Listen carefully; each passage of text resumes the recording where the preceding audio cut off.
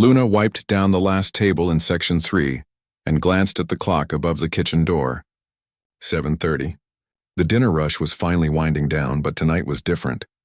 Tonight was the charity gala, which meant the restaurant would stay busy until well past midnight. She tucked a loose strand of dark hair behind her ear and smoothed her black uniform. 3 years she had been working at the Grand Metropolitan Hotel, and she could navigate the dining room with her eyes closed. Every table, every chair, every crack in the marble floor was familiar to her now. The hotel catered to a very specific type of guest, the kind who wore watches that cost more than most people's cars, the kind who spoke in hushed tones about business deals and political connections, the kind who looked right through Luna like she was part of the furniture. "Luna, they need fresh flowers on table 12, called out Jenny from behind the bar. Jenny had been working here longer than anyone, and she knew how to handle the demanding customers with a smile that never quite reached her eyes. Luna nodded and grabbed the crystal vase from the service station. Table 12 was occupied by Mrs. Patterson, the mayor's wife, and her usual group of friends. They came in every Thursday like clockwork, ordered expensive wine, and complained about everything from the temperature to the music volume. "Excuse me," Luna said softly, approaching the table. "I'll just change these flowers for you." The women barely paused their conversation as Luna carefully replaced the wilted roses with fresh ones. They were discussing their children's private schools and vacation plans to Europe. Luna worked around their gestures and wine glasses, invisible as always. "Did you hear about the Hendersons' daughter?" Mrs. Patterson was saying. "Full scholarship to Princeton. Of course, she's been taking piano lessons since she was 4. Luna's hand stilled for just a moment on the vase. Piano lessons. She remembered when music was the center of her world, when her days revolved around practice schedules and recitals. That felt like a lifetime ago now. "Some people are just born lucky," one of the other women replied. "Not everyone can afford those kinds of opportunities." Luna finished with the flowers and stepped back. "Will there be anything else, ladies?" "Actually, yes," Mrs. Patterson said without looking up. "Could you ask them to turn down that music? It's giving me a headache." Luna nodded politely. "Of course. Right away." She walked toward the sound system but paused when she heard what was playing. It was Chopin's Nocturne in E-flat major. Her fingers twitched involuntarily, remembering the feel of those notes under her hands. She could play this piece from memory, could hear every nuance and expression that the recording was missing. Luna. The sharp voice of Mr. Davidson, the restaurant manager, cut through her thoughts. "The VIP section needs attention. The charity gala guests are starting to arrive." She hurried over to the raised area of the dining room where the most expensive tables were located. The charity gala was the hotel's biggest event of the year. All the city's important people would be here tonight, writing checks and making speeches about helping others. The centerpiece of the evening was already in place. A magnificent black piano sat in the middle of the VIP section, its polished surface reflecting the crystal chandeliers above. Luna had watched them wheel it in earlier that afternoon, and she couldn't help but stare at it every time she passed by. It was a Steinway from the 1920s, according to the information card displayed next to it, the kind of instrument she had only dreamed of playing during her conservatory days, the kind that would be sold tonight to the highest bidder, probably to sit unused in someone's mansion. Beautiful, isn't it? Luna turned to find a woman in an elegant black dress standing beside her. She looked to be in her 40s with silver-streaked hair and intelligent eyes. "Yes," Luna replied carefully. "It's stunning. Do you play?" the woman asked. Luna felt her cheeks warm. "I used to. A long time ago," the woman smiled. "Music never really leaves you, does it? I'm Victoria, by the way. Victoria Cross. I'll be playing it tonight for the demonstration." Luna's eyes widened. Victoria Cross was famous in classical music circles. She had performed with major symphonies around the world. "It's an honor to meet you," Luna said. "The honor is mine," Victoria replied, then leaned in closer. "Between you and me, I think these instruments belong where people can hear them, not locked away in private collections." Before Luna could respond, a group of well-dressed people approached the piano. Victoria straightened and put on her professional smile. "Duty calls," she said to Luna with a wink. Luna watched as Victoria began talking to the guests, explaining the piano's history and significance. The crowd gathered around, nodding and making appropriate comments about art and culture. Most of them probably couldn't tell a Steinway from a toy piano, but they all acted like experts. She recognized several faces in the group. There was James Wright, the real estate developer who owned half the buildings downtown. Next to him stood the museum director and 2 city council members. They all had that same look of self-importance that Luna had grown accustomed to over the years. "Quite an impressive piece," James was saying to Victoria, "though I have to wonder if all this classical music is really worth the fuss people make over it." Victoria's smile tightened almost imperceptibly. "Music has a way of touching people in unexpected ways," she replied diplomatically. "Perhaps," James continued with a dismissive wave. "But honestly, how difficult can it be? You press keys and sounds come out. I bet anyone could manage it with a little practice." Luna felt her jaw clench. She had spent years studying music, understanding its complexities and emotional depths. To hear it reduced to just pressing keys felt like a slap in the face. "Mr. Wright," Victoria said, her voice still pleasant but with an edge to it, "I assure you that mastering the piano requires years of dedicated study and practice." "Oh, I'm sure it does," James replied with a condescending chuckle. "But the basics? Simple melodies? I bet even our waitress here could play something if she tried." His comment drew laughter from several people in the group. Luna felt her face burn with embarrassment and anger. She wanted to disappear, to sink into the floor and never be seen again. But as she stood there, feeling smaller by the second, something else began to stir inside her. It was a feeling she hadn't experienced in years. It was the memory of who she used to be, before bills and responsibilities and the crushing weight of reality had forced her to put away her dreams. The piano seemed to call to her from across the room. Those keys, those strings, that potential for beauty and expression that these people saw as nothing more than expensive decoration. Luna took a deep breath and straightened her shoulders.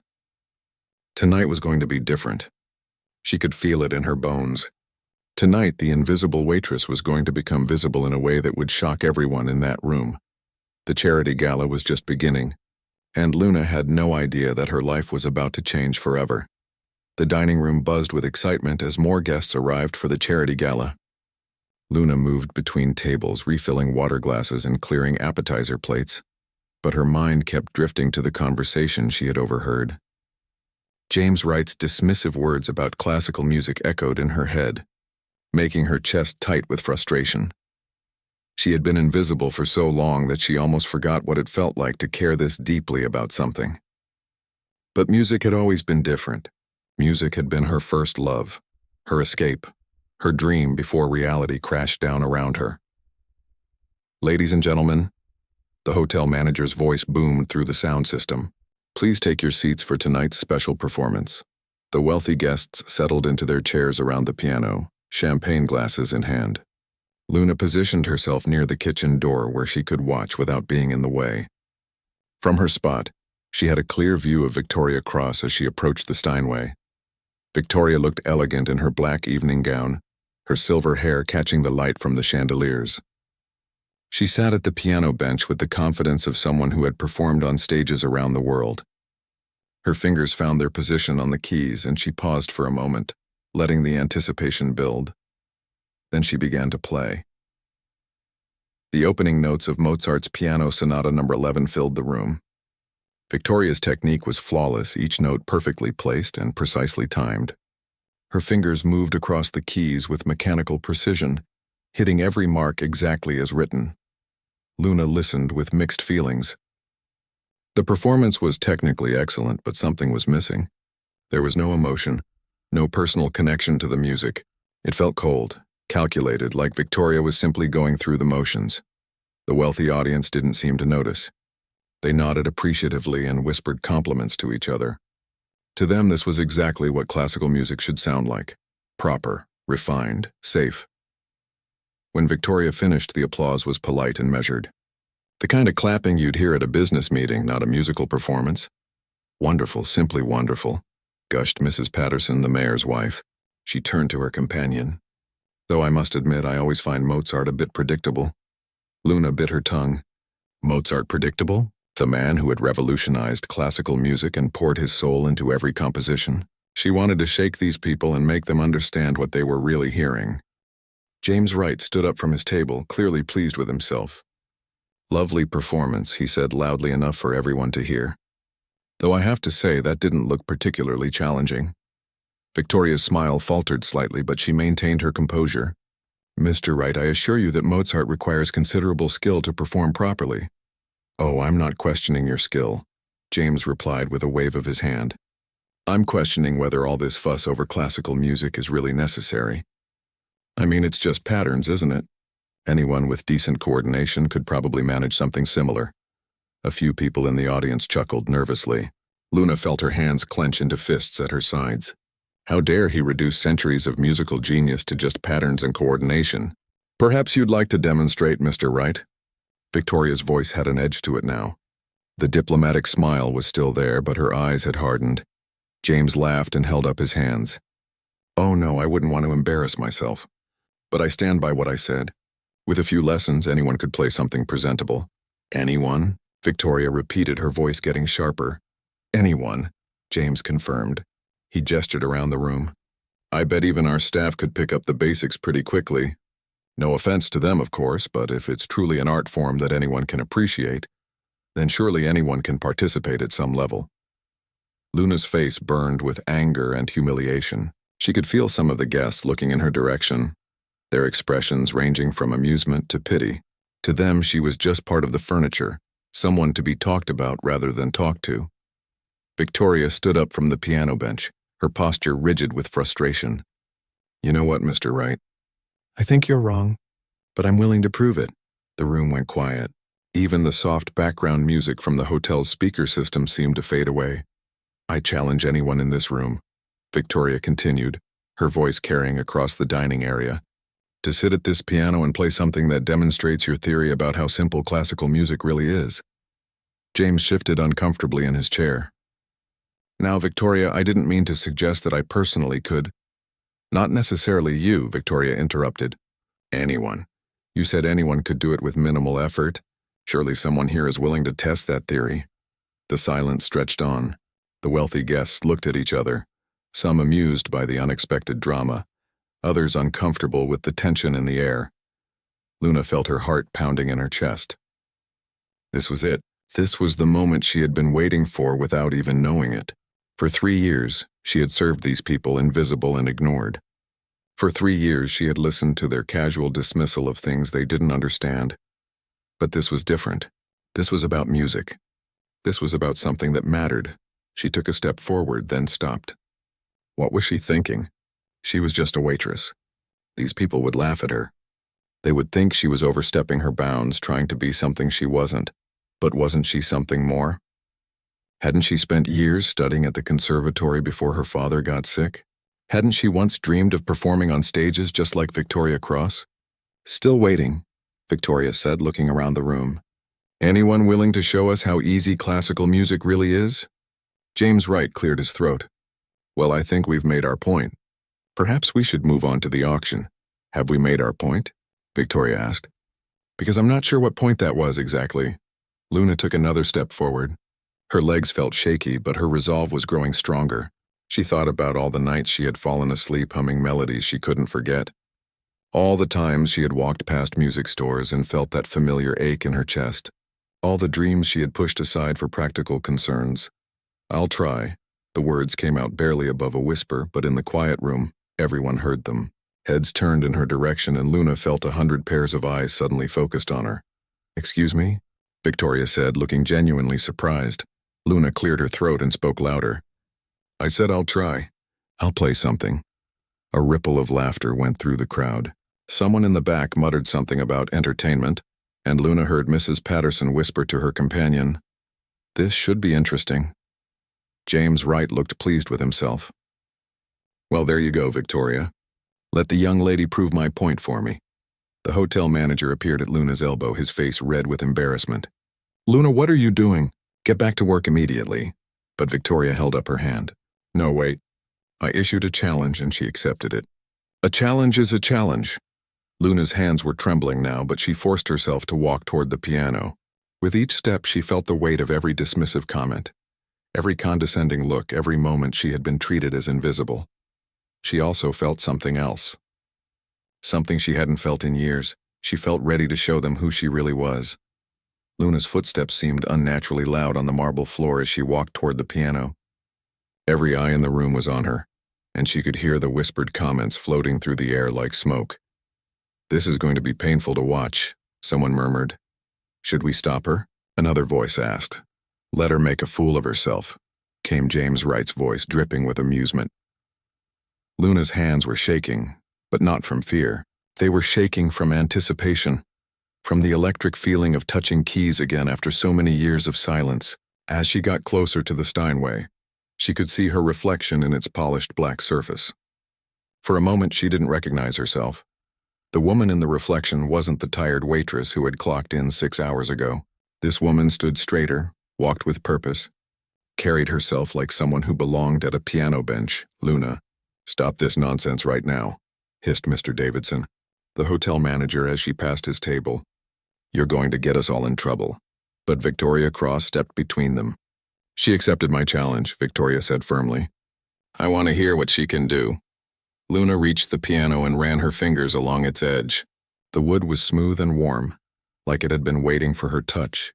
She pulled out the bench and sat down, adjusting the height slightly. Her hands found their natural position above the keys, and suddenly she was 18 again, sitting in practice room 7 at the conservatory. The room had gone completely quiet. Even the kitchen staff had stopped clattering dishes to watch what was happening. Luna could feel the tension, the expectation that she was about to embarrass herself spectacularly. She closed her eyes and took a deep breath. What should she play? Mozart, like Victoria had? Something simple and safe that wouldn't draw too much attention? No. If she was going to do this, she was going to do it right. She was going to play something that mattered, something that would honor the music and the moment. Her fingers found the opening chord of Rachmaninoff's Piano Concerto No. 2 in C minor. Not the simplified version that many students learned, but the full, complex arrangement that had once been her favorite piece to perform. The first notes rang out across the dining room, and Luna felt something inside her chest unlock. The sound was rich and pure, each note perfectly balanced and weighted. Her left hand found the deep bass notes, while her right hand began the haunting melody that had made this piece famous around the world. The laughter died. Immediately, Luna opened her eyes and saw Victoria Cross staring at her with her mouth slightly open. The pianist's expression had shifted from polite curiosity to genuine surprise. But Luna was just getting started. As the melody developed, she began to pour everything into it. 3 years of serving tables, of biting her tongue, of being invisible. The exhaustion of working double shifts to pay her father's medical bills. The pain of giving up her dreams. The longing that had never quite disappeared. Her fingers moved across the keys with a fluidity that surprised even her. Years of waiting tables had kept her hands strong and flexible, and muscle memory took over where conscious thought left off. The notes flowed like water, each phrase building on the last, creating something beautiful and complex and achingly real. The room was dead silent now except for the music. Luna could see people leaning forward in their chairs, their faces showing a mix of confusion and growing amazement. This wasn't what they had expected. This wasn't someone fumbling through Twinkle, Twinkle, Little Star. This was art. James Wright's smug expression had disappeared completely. He sat frozen in his chair, staring at Luna like he was seeing a ghost. Mrs. Patterson had forgotten about her wine glass, which sat untouched on the table in front of her. Luna reached the section where the melody soared into the upper register, her right hand dancing across the keys while her left maintained the steady rhythm that drove the piece forward. She could feel tears on her cheeks, but she didn't care. For the first time in 3 years, she was exactly where she belonged. The music swelled and filled every corner of the dining room. It bounced off the crystal chandeliers and marble columns, creating a richness of sound that made the space feel like a concert hall. Luna's body moved with the rhythm, swaying slightly as she navigated the technical passages that would challenge even professional pianists. Victoria Cross had tears in her eyes. As someone who had spent her entire career studying and performing classical music, she recognized what she was hearing. This wasn't just technical skill, though Luna's technique was flawless. This was someone who understood the music from the inside out, who could communicate its emotional depth in a way that touched everyone in the room. The hotel staff had gathered in the doorway between the dining room and kitchen, drawn by the unexpected concert happening in their workplace. Jenny, the bartender, stood with her hand over her heart, watching her coworker transform before her eyes. Luna moved into the final section of the piece, where the melody becomes both triumphant and melancholy at the same time. Her fingers found every note with precision, but more than that, they found the soul of the music. She played not just what Rachmaninoff had written, but what he had felt when he wrote it. The last notes rang out and slowly faded into silence. Luna sat perfectly still, her hands resting on the keys, her eyes closed. For a moment, nobody moved. The silence stretched on until it became almost unbearable. Then Victoria Cross began to clap. It wasn't the polite, measured applause that had followed her own performance. This was the kind of applause that comes from genuine appreciation, from recognition of something extraordinary. Her clapping echoed through the room, and slowly, one by one, others joined in. Mrs. Patterson started clapping, her face showing something Luna had never seen there before: respect. The museum director stood up, still applauding, his expression one of complete amazement. Even some of the kitchen staff were clapping from the doorway, but not everyone was applauding. James Wright sat motionless in his chair, his face red with what could have been embarrassment or anger. The man who had claimed that classical music was simple, that anyone could do it, had just been proven spectacularly wrong by a waitress in a hotel uniform. Luna opened her eyes and looked out at the room. The faces staring back at her were different now. These people who had looked through her for 3 years were really seeing her for the first time. She stood up from the piano bench, her legs unsteady, and for a moment, she wasn't sure what to do next. Should she bow? Should she run? Should she go back to refilling water glasses like nothing had happened? Victoria Cross made the decision for her. The renowned pianist walked across the room and extended her hand to Luna, her eyes bright with excitement and something that looked like wonder. "Where?" Victoria asked in a voice that carried across the still applauding room. "Did you learn to play like that?" Luna looked at Victoria's outstretched hand and felt the weight of the question hanging in the air. Where had she learned to play like that? The answer felt too big, too complicated for this moment, but she knew she had to say something. "I studied at the Riverside Conservatory," Luna said quietly, taking Victoria's hand. Her voice was barely above a whisper, but in the silent room everyone heard her clearly. A gasp went through the crowd. The Riverside Conservatory was one of the most prestigious music schools in the country. Getting accepted there was harder than getting into most universities, and graduating meant you were serious about a career in classical music. "The Riverside Conservatory?" Mrs. Patterson repeated, her voice filled with disbelief. "But you work here," Luna felt her cheeks burn. She knew what Mrs. Patterson was thinking. If she was good enough for Riverside, what was she doing serving tables at a hotel? "I studied there for 3 years," Luna continued, her voice getting stronger. "I was working toward my bachelor's degree in piano performance when my father got sick. Really sick. Someone had to take care of him and help pay the medical bills, so I had to leave school." The room was so quiet you could hear the air conditioning humming in the background. Luna looked around at all the faces staring at her, and for the first time she didn't see judgment or dismissal. She saw something she hadn't expected: understanding. Victoria squeezed Luna's hand gently. "That must have been incredibly difficult," she said, and her voice was filled with genuine sympathy. "Leaving school when you were so close to finishing." "It was the right thing to do," Luna replied, though the words still hurt to say. "Family comes first. My dad needed me, and this job paid well enough to help with his treatments." "How is your father now?" asked Dr. Roberts, the museum director. Luna was surprised to hear him speak to her directly. In 3 years of serving at museum fundraisers, he had never acknowledged her existence. "He's doing much better," Luna said, a small smile crossing her face. "The treatments worked. He's back to work part-time now, but the medical bills..." She shrugged, not wanting to go into details about their financial situation. James Wright had been unusually quiet during this exchange, but now he cleared his throat loudly. "Well," he said, his voice tight with something that might have been embarrassment, "I suppose this explains the performance. Though I still maintain that classical music isn't as complex as some people make it out to be." Luna turned to look at him, and for the first time in 3 years of serving his table, she held his gaze directly. "Mr. Wright," she said, her voice calm but firm.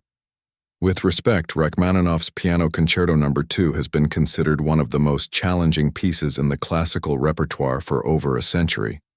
It requires not just technical skill, but deep musical understanding and emotional connection to the composer's intentions. Several people in the room nodded in agreement. James's face grew redder, but Luna wasn't finished. The piece I just played usually takes professional pianists months to master, and even then, many struggle with the emotional depth required to perform it convincingly. It's not just about pressing keys in the right order. It's about understanding the story the composer was trying to tell and having the technical ability to tell that story through the instrument. Victoria Cross smiled proudly at Luna's explanation. "Beautifully put," she said. "That's exactly what separates true musicians from people who simply know how to play notes." James Wright stood up abruptly from his table. "I think I've heard enough amateur music theory for one evening," he said, his voice sharp with anger. "I came here for a charity gala, not a lecture from the help." The words hung in the air like a slap. Several people in the room shifted uncomfortably in their seats. Jenny, the bartender, took a step forward from where she had been watching, her face dark with anger. But Luna didn't flinch. She had spent 3 years listening to comments like that, 3 years being dismissed and talked down to. Tonight something was different. "You're absolutely right, Mr. Wright," Luna said calmly. "You did come here for a charity gala, an event designed to raise money to support arts education for underprivileged children, children who might not otherwise have the opportunity to discover their musical talents." She gestured toward the piano. "This beautiful instrument will be sold tonight to fund those programs. Programs that give kids like I used to be a chance to learn that music isn't just noise, but a language that can express things words never could." Luna paused, looking around the room at all the faces watching her. Every child deserves the chance to discover if they have that kind of gift. Every child deserves to know that their dreams matter, even if life gets in the way of those dreams for a while. The applause started again, but this time it was different. It wasn't just appreciation for her musical performance. It was support for her words, agreement with her message. Dr. Roberts stepped forward. "Luna, I had no idea about your background. Have you kept up with your studies at all since leaving the conservatory?" "I practice when I can," Luna admitted. "There's an old piano in my apartment building's community room. I go down there late at night sometimes when I can't sleep. I've been working through some of the pieces I never got to finish learning." "What would it take for you to go back to school?" Victoria asked suddenly.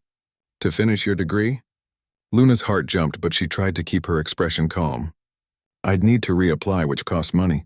I'd need to audition again, which would mean preparing new pieces. And I'd need to somehow manage tuition and living expenses while still helping my family." Victoria nodded thoughtfully. "What if I told you that the Metropolitan Arts Foundation has scholarship programs specifically for students in situations like yours? Students who showed exceptional promise but had to leave school for family reasons?" Luna felt her knees go weak. She had heard of programs like that, but had never imagined she might qualify for one. Dr. Roberts pulled out his phone. "I'm on the board of 3 different arts education foundations," he said, typing rapidly. "I'm sending some emails right now. We need to get you back in school where you belong." Mrs. Patterson, who had spent 3 years treating Luna like she was invisible, stood up from her table. "The mayor's office has connections with several music schools," she said. "I'm going to make some calls tomorrow." Luna looked around the room in amazement. These people who had ignored her for years were suddenly mobilizing on her behalf. It felt surreal, like she was watching someone else's life unfold. "I don't know what to say," Luna whispered, tears streaming down her face. Victoria put her arm around Luna's shoulders. "Say you're ready to get back to the piano where you belong," she said. "Say you're ready to finish what you started."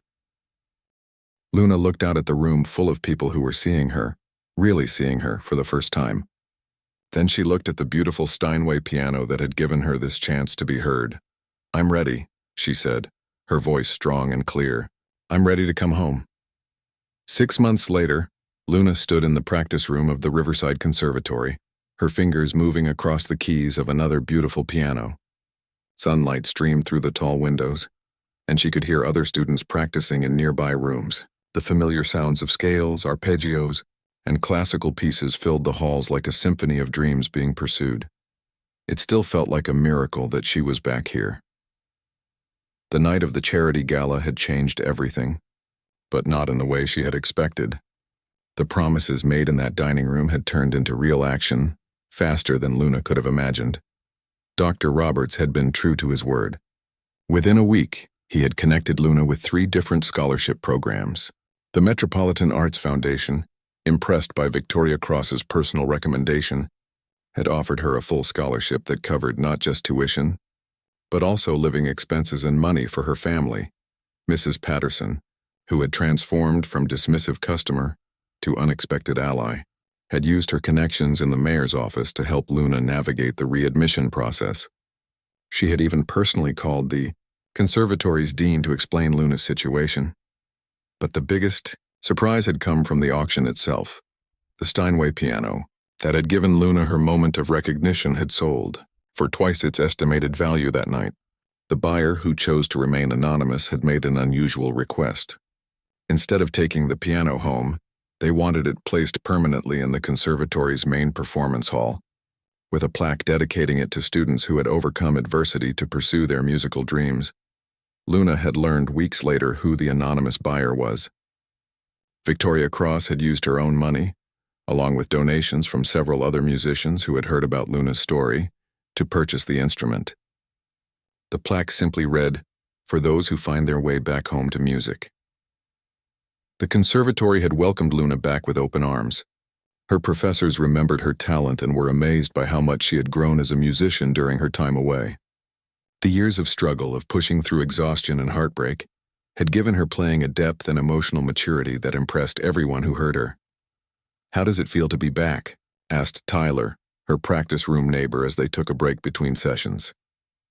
"Like I can breathe again," Luna said, flexing her fingers. "I didn't realize how much I missed the sound of other people practicing, the energy of being around musicians who understand what this means." Her father had been the most emotional when she told him about the scholarship.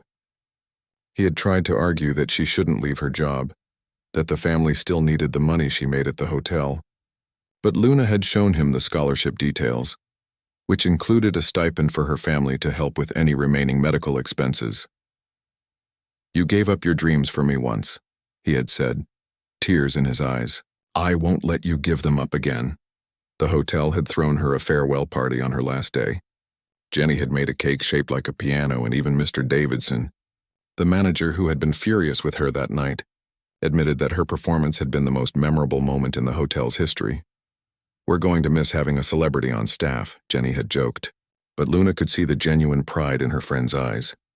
James Wright had never apologized for his comments, but Luna had heard through Mrs. Patterson that he had quietly donated a significant amount to the Arts Education Fund that night. Sometimes people showed their growth in actions rather than words. Now back at the conservatory, Luna was making up for lost time. She practiced 6 hours a day, worked with private instructors, and performed in student recitals. Her professors had fast-tracked her toward graduation, recognizing that her life experience had given her insights that couldn't be taught in a classroom. But the most meaningful part of her return wasn't the classes or the practice rooms. It was the other students she had met, the ones who had also taken unusual paths to get here. There was David, who had worked construction for 5 years to save money for school. There was Anna, who had served in the military before discovering her love for the violin. There was Carlos, who had been a chef before, realizing his true passion was composition. They called themselves the Second Chance Society, and they met every week to share their stories and support each other through the challenges of being older students in a field dominated by people who had followed traditional paths. The thing is, Luna had told the group during one of their meetings, "We know why we're here. We've seen what life looks like without music, and we've chosen to come back to it. That gives us something that can't be taught."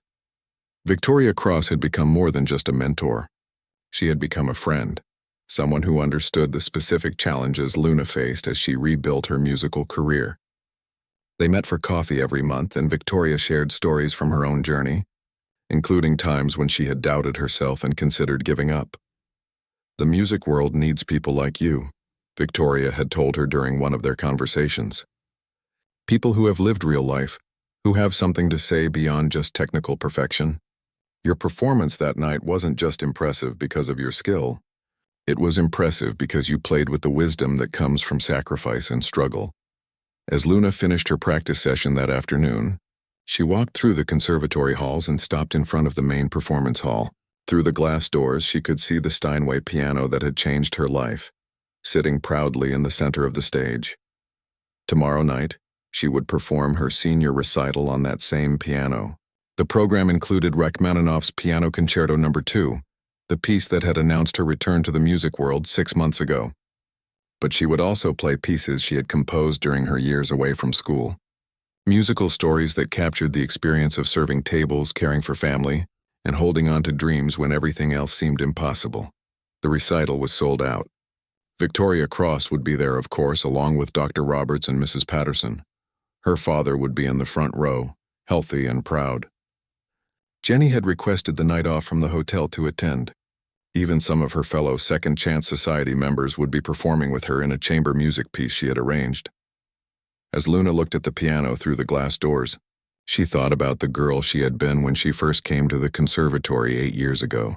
That girl had been talented but inexperienced, full of dreams but lacking the depth that comes from real struggle and sacrifice. Now, she was different. She had learned that dreams deferred are not dreams destroyed. She had discovered that the path to your true calling is rarely straight, and that detours can sometimes lead to destinations more beautiful than anything you originally imagined.